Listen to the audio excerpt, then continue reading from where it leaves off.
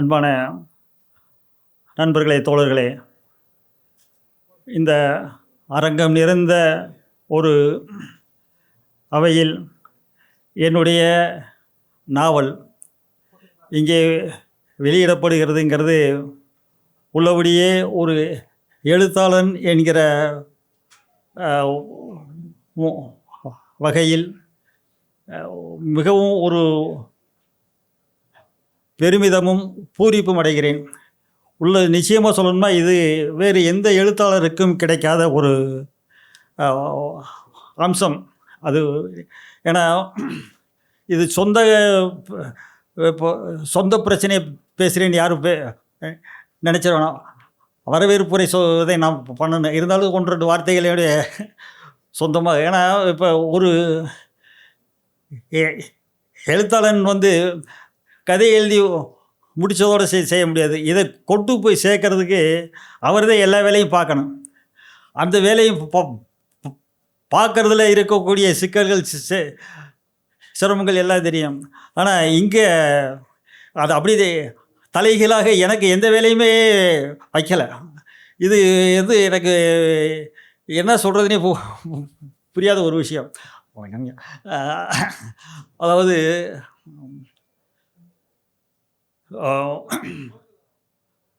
இப்போ சினிமாவுக்கு என்னுடைய கதையை தந்தாச்சு. இனி இதுக்கு பிறகு அவங்க என்ன செய்வாங்களோ அப்படிங்கிறதோட அந்த ஒரு உறவுங்கிறது எப்படி அப்படி விட்டுரும். அவ்வளோதான். ஏதோ கொடுத்தாச்சு, இனி அவங்க பாடு, அவங்க எதெல்லாம் செய்யலாம். ஆனால் இதையெல்லாம் மீறி இந்த புத்தகத்தை மக்கள் மத்தியில் கொண்டு போய் சேர்க்கணும் அப்படிங்கிறது அவங்களுக்கு என்ன வந்திருக்குன்னு எனக்குமே புரியலை. இன்றைக்கி வரைக்கும் கூட யோசிச்சுக்கிட்டு இருக்கேன். என்னுடைய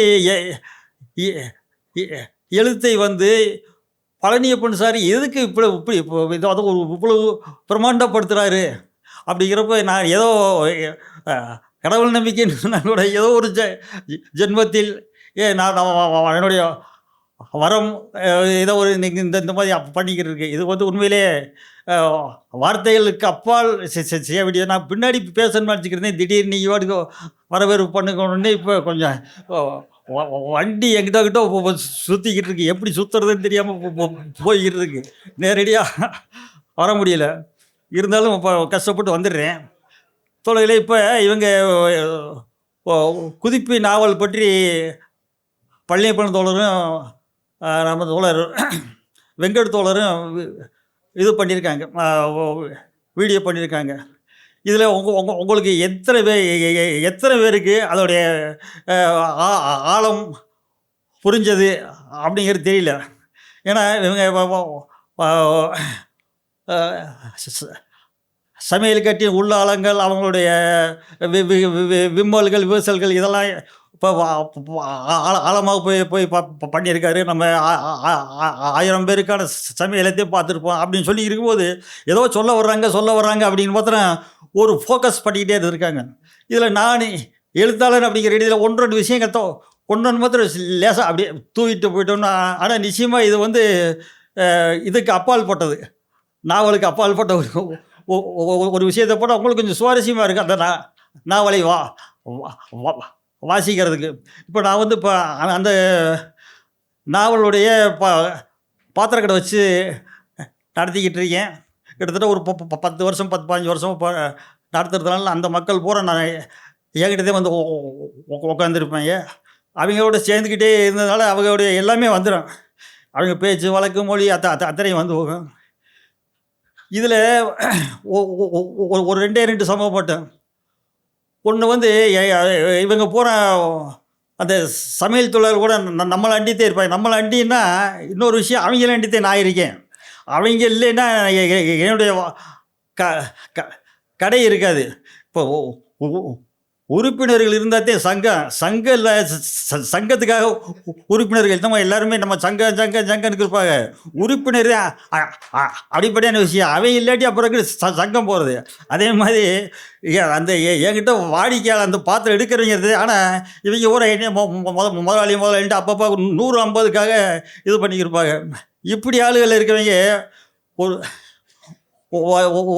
2 பேர் என்னை ரொம்ப காப்பாற்றுற மாதிரி ஃபீல் பண்ணிகிட்டே இருப்பாங்க. நாங்கள் தான் உங்களை காப்பாற்றுறோங்க மாதிரி இருப்பாங்க.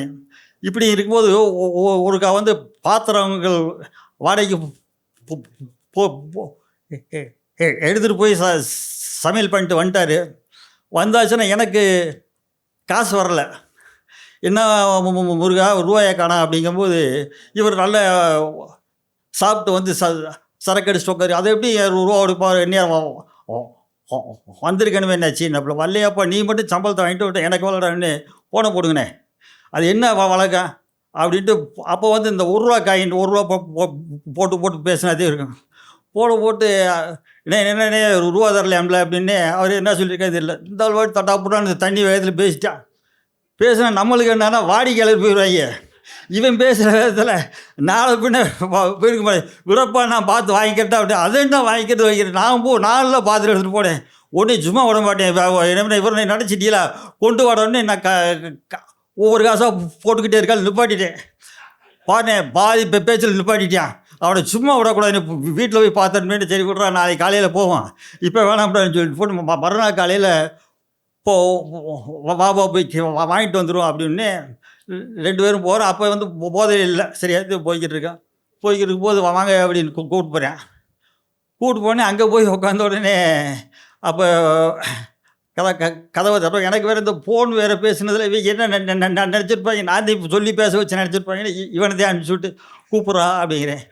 சும்மா வானே என்னடே எவ்வளோ பெரியாலும் இருந்துட்டு போகணும், நம்ம காசுனே பொருள் நம்ம பொருள்னே நம்ம பாத்திரம் இல்லாட்டி அவங்க விசேஷம் நடந்திருக்குமா, வானே போவோம் அப்படின்ட்டு. சரி தேடி உள்ள பின்னாடியே போய்க்கிறியே. கதவை தரணுன்னே வந்தார். முருகா என்னடா அப்படின்னாரு. பாத்திரம் கிடக்கிற வந்திருக்காரு. அவருக்கு வாடா உள்ள வாடா அப்படின்னாரு. என்ன விஷயம்? பாத்திரம் காசு கொடுக்கலாம்ல. ஆமாம் காசு கொடுக்கணும்ல. என்ன நீ வாடி ராஜி வரேன்ட்டு வராமல் போயிட்டா அப்படின்னு. இல்லைண்ணே நான் பாத்திரம் கொடுக்கணும் இல்லை அப்படின்னு. அந்த இதை எடுத்துகிட்டு வா அப்படின்னு அவங்களுக்கு கொண்டு வந்து அந்த பாட்டிலில் ரொம்ப என்னமோ வச்சுருக்காங்க. இதை காமிச்சாய் நான் அவனுக்கு முருகராஜர் வரலேனே. அவனுக்கு கொஞ்சம் அதை என்னப்பா பாட்டில் இட்டு வச்சிருக்காடா கையில் எடுத்துட்டா. நம்ம என்னையை மறந்துட்டேன் அவ்வளோதான். பின்னாடி நான் நிற்கிறேன் இல்லை, என்னையை மறந்துட்டு அந்த இதை வாங்கிறதுக்காக ரொம்ப வாங்கிறதுக்காக அங்கிட்டு பாட்டில் தேடிக்கிறியான். என்னடா அப்படி நான் என்னடா இருக்கிறேன், கொஞ்சம் பொறுனே பேசிட்டு வந்துடுறேனே அப்படின்ட்டு இருக்கேன். சரி அப்போ தெரிஞ்சு வச்சா அவர் மெல்ல போய், சார் இந்த பாத்திர வாடகை தந்து விட்ருவோம் சார், இவன்ட்டே கொடுக்க தந்து விட்றேன், இதுக்கு போய் வேலை மலை கட்டி வீடு தேடி வந்திருக்கீங்க. இல்லை சார் அவன் ஒரு குடியார போய் அவனை போய் நீங்கள் பேசிக்கிட்டு இருக்கீங்க, அவன் போய் பேசிக்கிட்டு இருக்கீங்க, நீங்கள் போங்க சார் ரூபாய் தந்து விட்றேன் அப்படிங்கிறாரு. இந்த விஷயம்லாம் யாருக்காச்சும் உங்களுக்கு இந்த இப்போ இப்படி ஒரு நாட்டில் நடப்பு கிடக்க இந்த மாதிரியான விஷயங்கள் தான் நம்ம வந்து இது நாவலில் கிடையாது. ஆனால் கிட்டத்தட்ட ஒரு 50 அத்தியாயம் தான். அந்த 50 அத்தியாயத்தில் இன்னும் 50 அத்தியாயம் கூட செய்ய முடியும். அவ்வளவு தூரத்துக்கான நம்ம இதுகள்லாம் இருக்குது. இது வந்து இதுதான் தோழர் பழனியப்பன் எனக்கு கொடுத்த கிஃப்ட். இந்த மாதிரிலாம் பண்ண முடியாதுங்கன்னு சொல்லி இப்படியான விஷயங்களை நம்ம வந்து புதுப்பை நாவலில் கொண்டு வந்திருக்கேன். இது ஒரு அவங்களுக்குள்ளே இருக்க ஒரே ஒரு விஷயம் தான் சொல்லி நான் மேட்டருக்கு வந்துடுறேன்.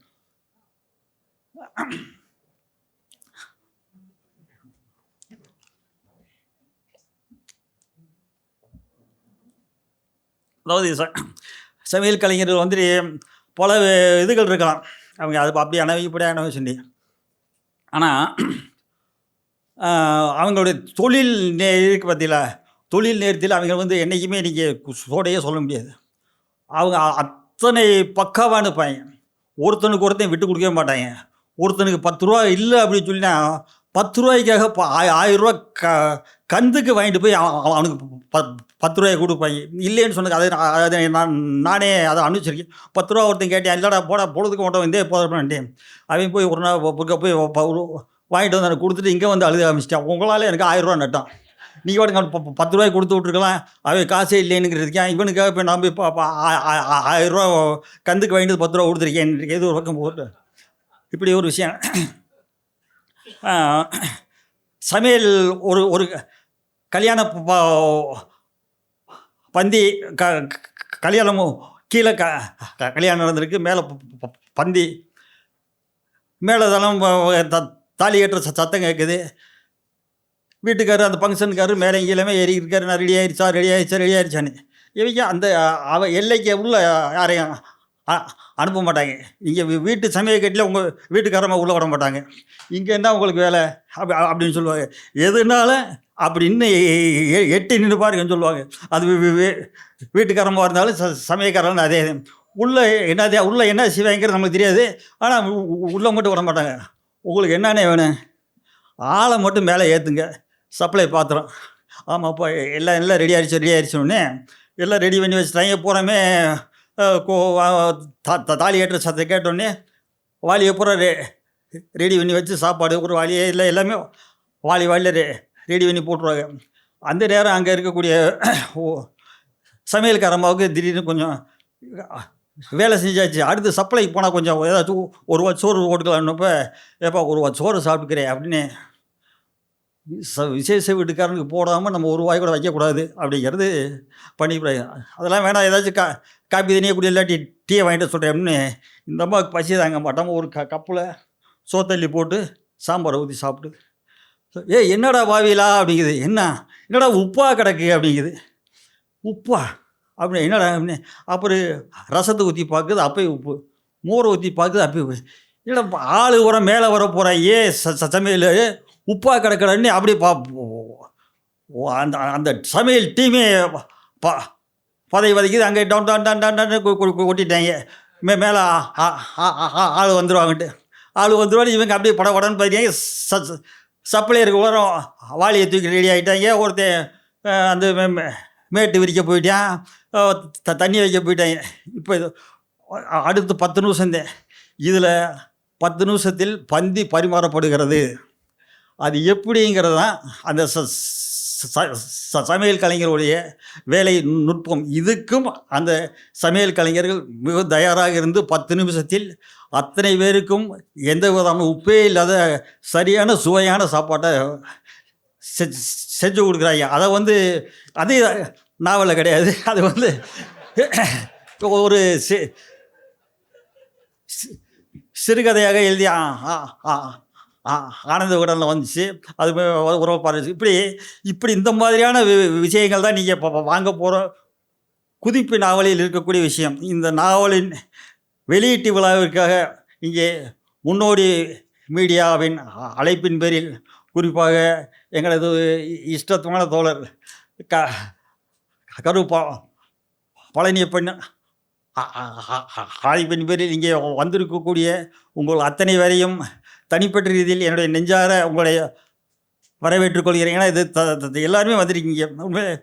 நான் கூட்டினா கூட ஒரு 50 பேர் வருவாங்க, ஒரு 30 பேர் வருவாங்க. மிஞ்சி போனால் என்னுடைய குதிப்பின் அவ்வளோ வெளியிட்டுலாம் தேடியில் பண்ணேன். ஒரு 100 பேர் 150 பேர் வந்தாங்க. அது நான் பட்டவாடி எனக்கு தெரியும். அத்தனை பேரும் கூப்பிட்டு அழைச்சி செஞ்சோம். அதில் அப்படி எந்த வேலையை பண்ணுவோம் நீங்கள் வாங்கணும்னு சொல்லி எங்களுக்கு ரயில் டிக்கெட்டை போட்டு குடும்பத்தோடு வரவங்க சொல்லி அதையும் வாங்க, அவங்களுக்கு நம்ம பார்த்துன்னு சொல்லி அதையும் கூப்பிட்டு வச்சு உண்மையிலேயே பழனியப்பன் சாருக்கு என்னுடைய வாழ்த்துக்களும் வணக்கங்களும். இந்த வெளியீட்டு விழாக்கு வந்திருக்கக்கூடிய தோழர்கள், எங்களுடைய அருமை கவிஞர் இதில் எழுதியிருந்தார், ஃபேஸ்புக்கில் எழுதியிருந்தார் குதிப்பின் அவளை பற்றி ரொம்ப சந்தோஷமாக இருந்துச்சு. அவர்களெலாம் மிகப்பெரிய ஒரு கவிஞர் யுகோ பாரதி அவர்களையும், அதே மாதிரி இசையில் மிக பிரபலமான ஒரு நகைச்சுவையாக நிகழ்வுகளை கொண்டு செல்லக்கூடிய தோழர் அலெக்சாண்டர் பாபு அவர்களையும், இந்த குக்கர் சினிமாவில் கதாநாயகியாக இருக்கக்கூடிய என்னுடைய அதை சொன்ன சக்கடப்படாதிய நான் இப்போதையும் அவங்கள பார்த்து அவங்களா அப்படின்னு எனக்கே சொன்ன மாதிரி. ஏன்னா அந்த பூவை உலக பார்த்தது நானும் கூட கொஞ்சம் மேலே அவைய மேலே இருந்தோம்.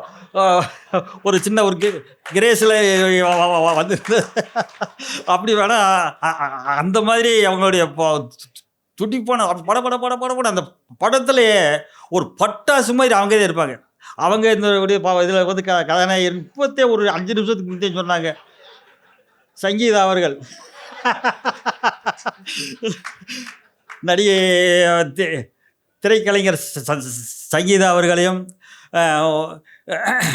சுப்பிரமணிய சிவா அவரை பற்றி உங்களுக்கு தனுஷ் போன்ற மிகப்பெரிய ஆட்களை வச்செல்லாம் படம் எடுத்தவர் அவரையும் எங்களுடைய ஆஸ்தான எங்களுடைய கதாநாயகன் காளி வெங்கட் ஏன்னா என்னுடைய முதல் படத்துக்கு அவர் தான் போட்டார்.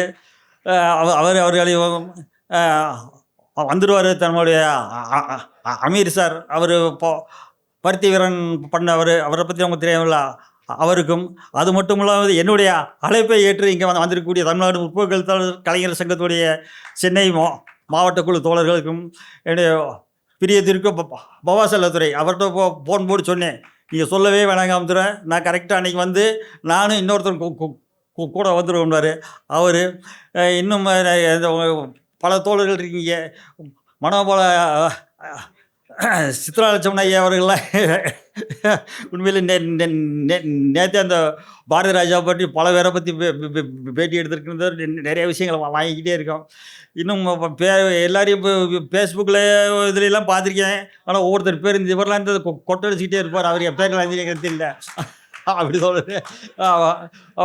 இன்னும் என்னுடைய பிரியத்திற்குரிய அத்தனை பேர்களுக்கும் முன்னோடி மீடியா சார்பிலும் நான் சார்ந்திருக்கக்கூடிய தமிழ்நாடு முற்போக்கு கலைகள் சார்பிலும் என்னுடைய குடும்பத்தின் சார்பிலும் வருக வருக என